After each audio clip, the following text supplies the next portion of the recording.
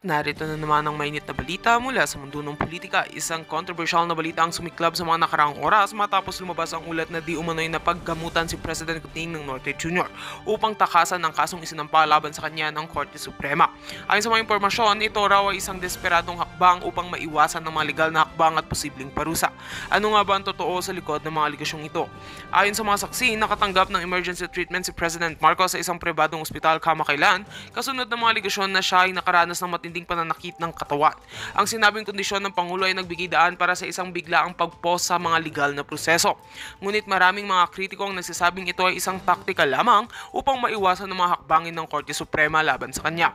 Ayon sa isang legal expert, kung totoo man ang mga aligasyon na ito ay isang seryosong bagay.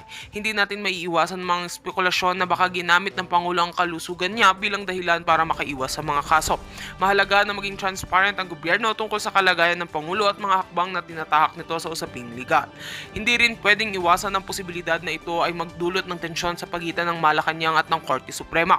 Ilang legal na eksperto ang nagsabi na maaaring magkaroon ng mga implikasyon ng mga ganitong hakbang sa kredibilidad ng mga institusyon sa bansa. Hindi pa rin malinaw kung ano ang magiging epekto nito sa mga isinasagawang investigasyon at mga kaso na isinasampa sa Pangulo. Sa ngayon, patuloy pa rin ang mga reaksyon mula sa mga mamamayan at mga opisyal na gobyerno. Makikita natin ng mga ganitong kaganapan ay nagdudulot ng pag-aalala sa publiko na magiging sanhi ng mga tanong ukol sa transparency at accountability ng kasalukuyang administrasyon. Patuloy nating babantayan ang mga susunod developments tungkol dito. At yan nga ang mga balitang ating pagkakatutukan, at kung bago ka pa lamang sa aking channel ay huwag kakalimutang mag-like, share and subscribe para updated ka sa aming mga bagong balita dito sa Tatak Pinas.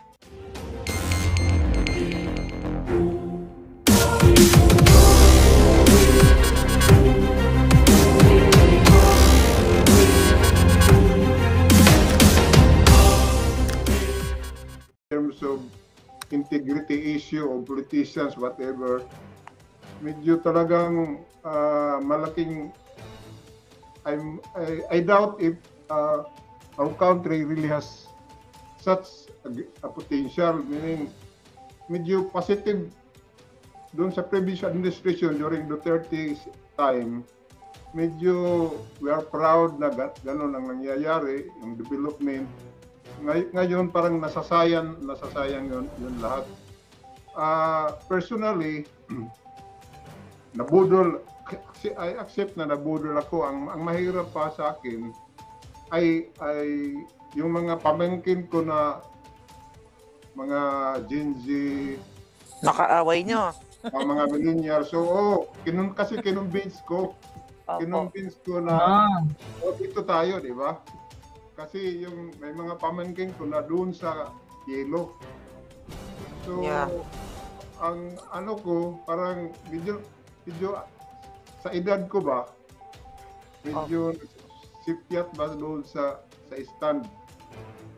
So, parang na-guilty.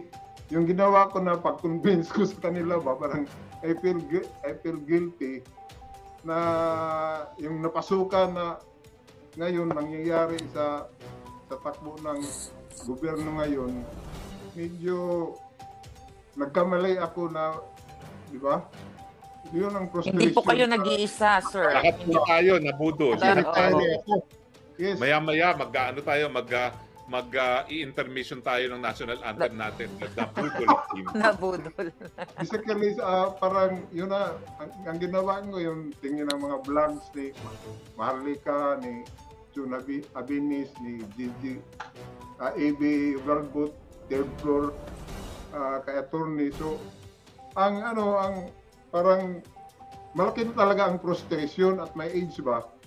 So sabi ko nga sa mga anak ko, I doubt if Philippines really has still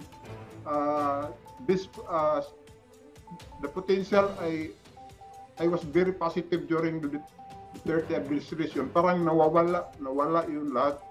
So I told my two children, kung may opportunity sila na makalabas sa Pinas, I think that's the best option considering the present situation. Yun ang tingin ko talaga.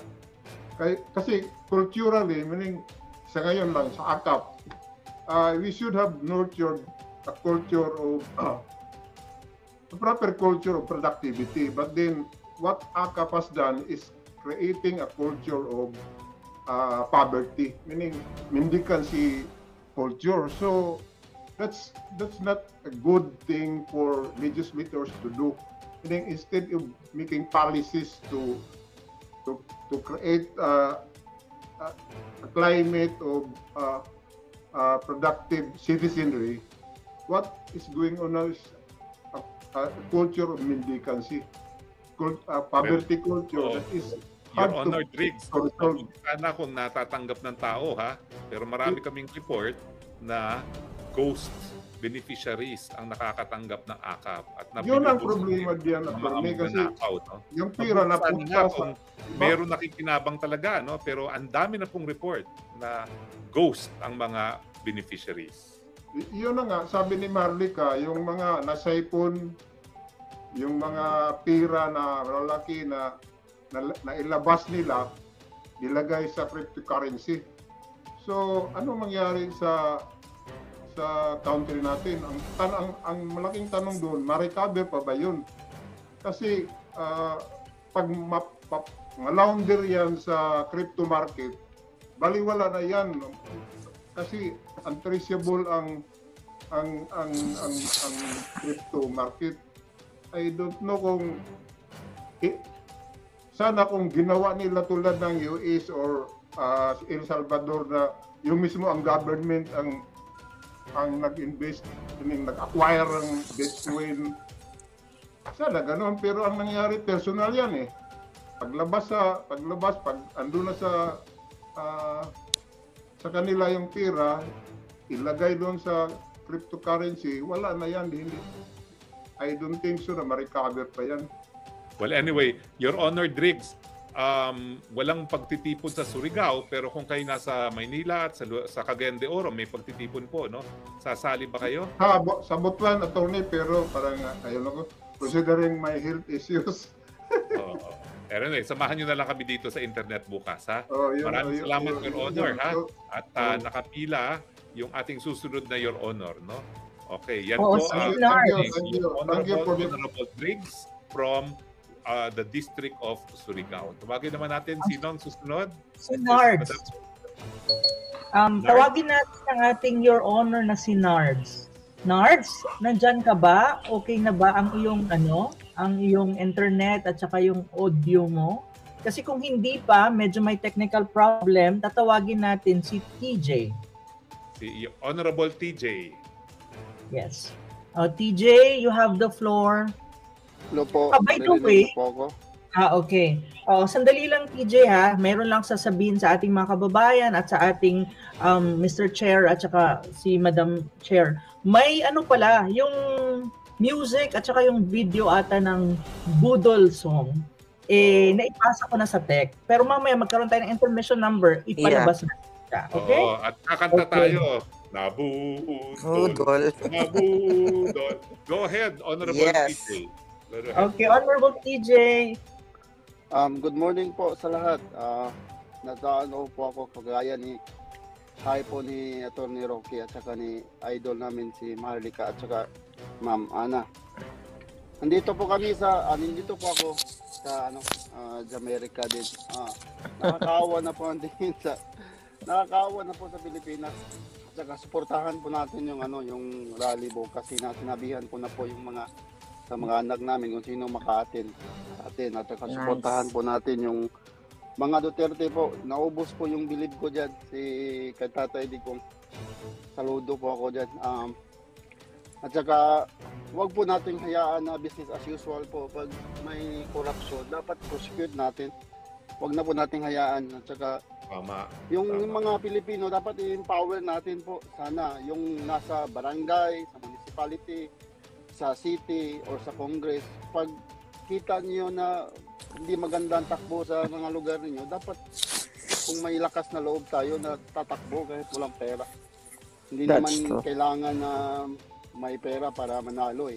Tingnan mo sa Tatay Digong nanalo nga eh. So, dapat lang po i-empower kasi at saka kung sakaling manalo si Atty. Vic at saka kung sino pang mga Duterte allied, sana ibuhos sa sa medical yung kasi yun talaga nagpapahirap din isa. Number 1 yung corruption at saka yung sa medical kasi pag nagkasakit yung isang mahirap, wala na. Lalong babagsak yan. So yung mga government hospital natin sana i-enhance yung lahat. Gaya dito sa sa Amerika, may ka muna, i-treatment ka muna, pag-usapan na natin yung bayad paglabas mo. Naman, yung sa Amerika naman, mayaman naman sila. Pero sana, hindi naman gaya ng pag wala kang pera, lalo na sa private. Kasi pag pupunta ka sa public, wala naman din tingnan mo naman ng serbisyo. Alam naman natin lahat ng serbisyo doon. Parang wala din mangyayari, parang mamamatay ka rin. So nakakaawa po. So sana, yung mga Pilipino na nakikinig, may kaya. Sana po, wag po nating tanggapin this as usual ng corruption. Wala pong mangyayari. Tama yung sabi ni Tatay Digong. Wala pong mangyayari sa Pilipinas pag ganito tayo palagi. Wala talagang tulungan po natin si BP at saka yung mga Duterte kasi sila lang naman nung lumalaban din eh. So sana may mga ibang Duterte din sa mga ibang parts ng region ng Pilipinas na ganyan yung totoo talaga na nagsiservisyo sa bayan. Yan lang po. Saan At po saka kayo dyan sa maraming Amerika? salamat. Saan po kayo dyan sa Amerika? Texas po. Texas. Malayo sa Apoy. Oo, malayo. Yeah. Malayo din sa Apoy. That's true, TJ, Kaya nga sinusulong at sinusuportahan natin ang kandidato na katulad ni Atty. Vic Rodriguez kasi isa yan sa gusto niya mangyari na ibalik ang parusang GTAI sa mga plunderer at ibaba ang minimum na nanakawin itong mga walang iyang ito o mga ninakaw na to 5 million or mas mababa pa para maparusahan sila. Hindi nga lang dapat GTAI dapat ilubog sila lahat sa kumunoy ng buhay. Oo nga, dapat i-execute talaga. Nang mawala ang kanilang mga alindog. Correct. Okay. At saka last na lang po, yung mga kamag-anak, sinabihan ko na po, binigyan ko na sila ng listing kung sino mga senador na wala na yung mga luma, lahat ng mga bago. So yung mga kamag-anak ko, yung sabi nun ni Madam Harrigan na wala akong sustento pag hindi nyo binoboto. Okay, sama na rin. Thank you. Salamat and honor TJ, ha? Oo. Mr. Chair, may nagtatanong kasi ng mga followers daw natin din sa social media kung paano mag-join dito at paano umakyat sa StreamYard. So, ang natin is ayun po, naka-flash. Diba? Naka-flash po sa screen nyo.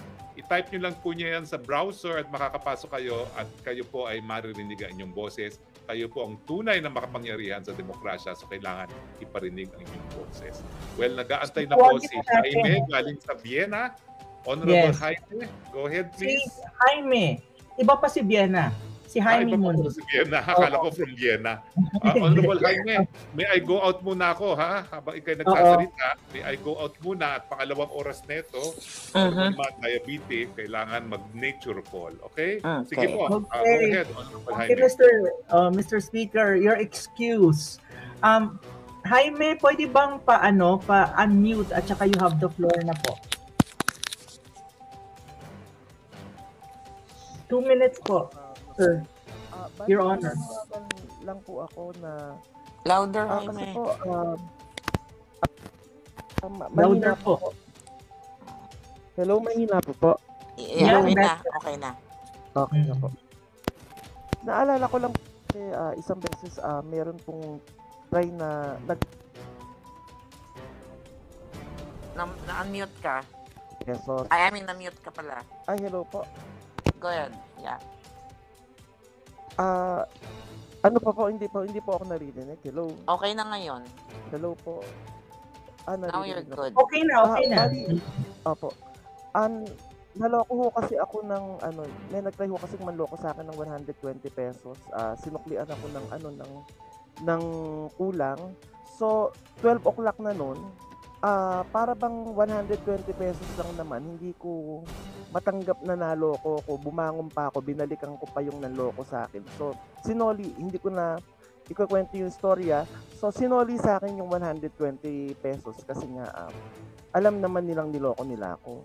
Bali, ganito lang, ang laki ng inaano nila sa atin, ang laki ng ninanakaw nila sa atin, yung gold, yung 125 billion, yun dun sa 250 billion na Maharlika funds, dinagdagan nila ngayon yung SSS ng contribution kasi nga yung 62.5 billion inilagay sa Maharlika funds na hindi naman nila sinasabi kung saan ini-invest.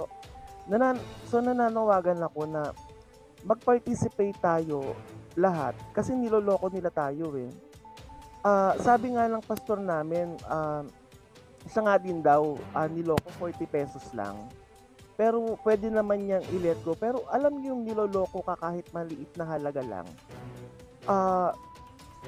Hindi ka pumapayag. Kasi yung sa pagkatao mo na yung tinitingnan mo eh. Hindi na yun dun sa halaga eh. 120 pesos, 40 pesos. So, ano pa kaya ito? Billion ang kinukuha nila sa atin.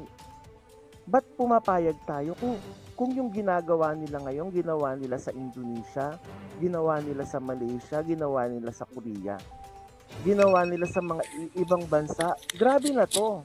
Protesta na to. Pero tayo, parang okay lang. Kasi ganito hindi natin maaasahan ng Catholic Church, hindi natin maaasahan ng mga oligarch, ang mga elites. Ano na to tayo na tong mga mamamayan ang kailangan kumilos. Kasi lahat sila may mga sariling interes Kung That's hindi true. tayo kikilos ngayon, wala nang mangyayari sa atin Katulad ng sinasabi niyo po, Prof. Ana, yung tungkol dun sa Typhoon missile system na ibinebenta sa atin puno ng US. Panloloko to, hindi nila yun ibinebenta sa atin kasi bibili natin sa kanila to pero sila pa rin yung may control. Ito hindi nila pababayaan ito na mapasakamay ng ibang nasyon kasi may source code ito. May software ito na connected lahat sa mga weapon system ng US. So ito So gagawin nila tayong parang Ukraine.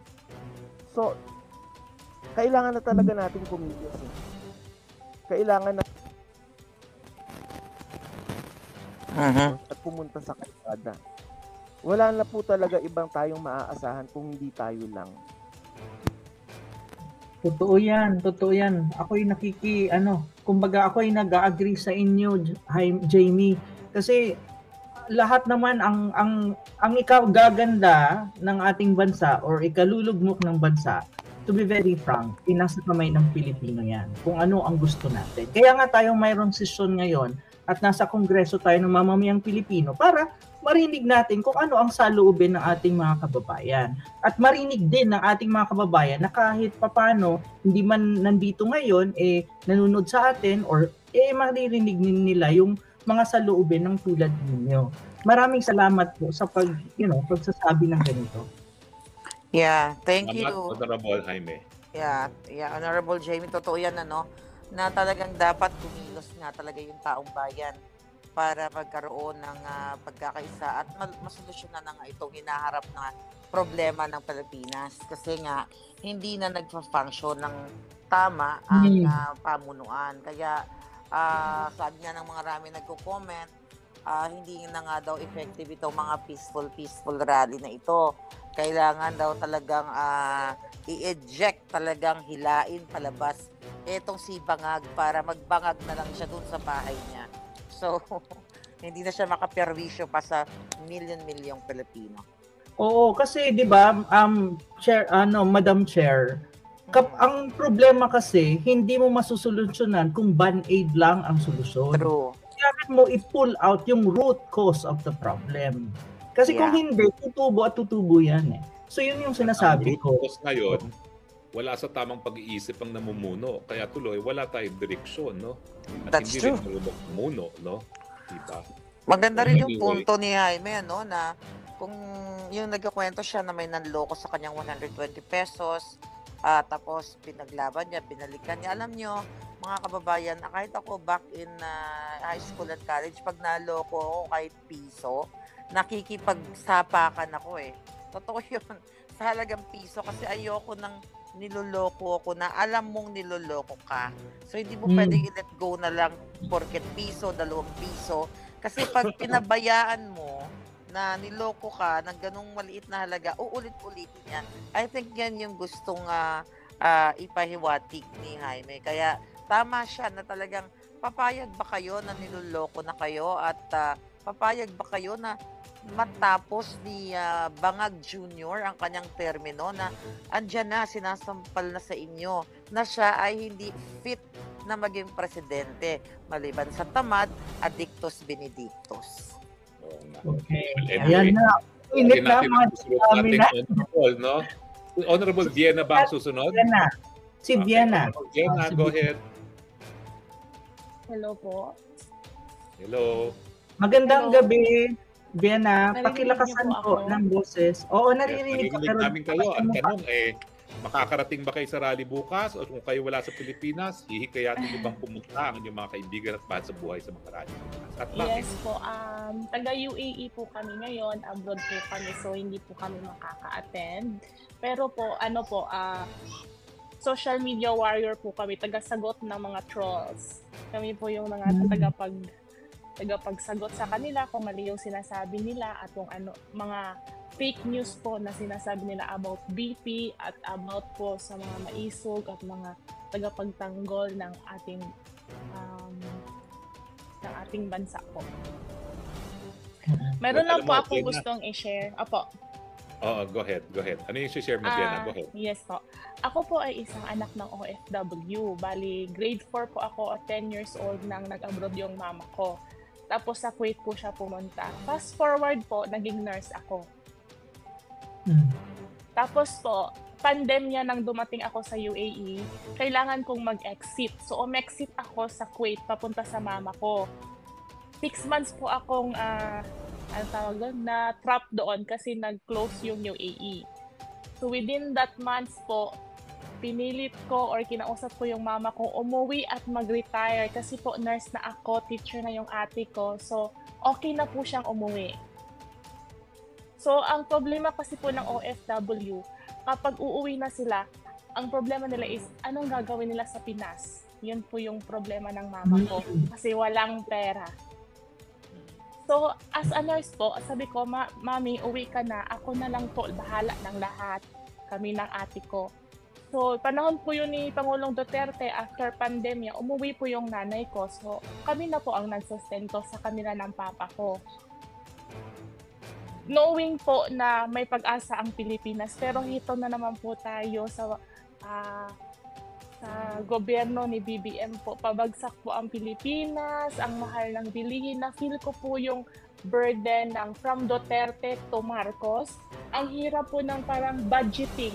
From ganito yung pinapadala mo tapos iaakyat mo kasi po pinabababa ng gobyerno ang quality ng buhay ng mga Pilipino sa Pinas.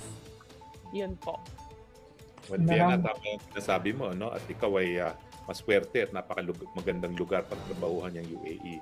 Anyway, alam nyo na naman yun, mga kabayan, no, na ako ay gumawa ng kontra-affidavit dun sa walang saysay na reklamo nila laban sa akin dyan sa UAE. Kaya nagpapasalamat po ako sa lahat mga Pilipino na kumupkup ka sa akin dyan sa UAE. Napakadami po ng kanilang mga pangalan. Pero ilan po sa kanila talagang napakalaki ng aking utang na loob at kinupkup nila ako habang ako'y hinahunting ng Tuwad Committee ay sila Chona, sila, yung iba hindi ko na muna sasabihin ng pangalan baka matakot eh. Pero itong si Chona, Gabriela silang niya, walang takot yan. Ako'y tinanong. So maraming salamat ha. Yes po. May isa pa po akong sasabihin sana po. Yung advice mo sa mga mahal mo sa buhay at kaibigan kung sasama sila sa rally bukas at bakit sila kailangan? Po. Lahat po ng mga kapwa ko Pilipino na nasa Pinas na maswerte po kayo nandyan na ipinaglalaban ang ating bansa. Kami po dito sa abroad gustuhin man namin po na sumali na ipaglaban ang ating bansa po pero sa social media na lang po kami kasi sa UAE or mostly in the Arab countries bawal po kaming mag-rally. So social media na lang po yung laban namin. Isa pa po sabihin ko sana sa lahat ng nasa panig ni BBM, ang tatalino nyo pong lahat, lalo na po yan si Gibo. Akala ko dati okay siya, pero lahat po na nasa panig ni BBM na matatalino sana pero hindi ginamit ang mga utak para sa kabutihan kundi nagpadala sa sistema ng pera. Nako, Maraming salamat, Vienna. Oo, Isa since pang karapat-dapat na tunay na congresswoman itong si Vienna, no? Oo, at saka bukas, since committee, no? bukas since hindi ka makasama, kung may oras ka, may coverage, may ano tayo may programa tayo from 8 a.m. to 7 p.m. ng Philippine time. So anytime pwede ka mag-join. Sundan mo lang ang mga social media accounts namin, or makikita mo naman doon yung information. At maraming salamat, Your Honor. Yes. Mabuhay ka. Mabuhay po kayo, Your Honor. Your Honor. Mabuhay po. Tawagin naman natin si Honorable Aureum Gold. Aureum Gold. You have the floor po, Your Honor. Hello po, naririnig niyo po ako? Apo, narinig natin kayo. Broadcast quality yung boses. Salamat. Good evening po, Attorney Roque and Professor Ana. Good morning, Miss Maharlika. Hi, good morning. I know you. We know each other. We will see each other later. Yes. So maraming pong salamat sa plataforma na binibigay niyo sa mga Pilipino na napakahalaga na makapagroon ng pagkakataon na makapagsalita at ilabas ang kanilang mga saloobin at opinyon. Dahil napakahirap po talagang magsalita sa panahon na ito, na makarating sa pangkalahatang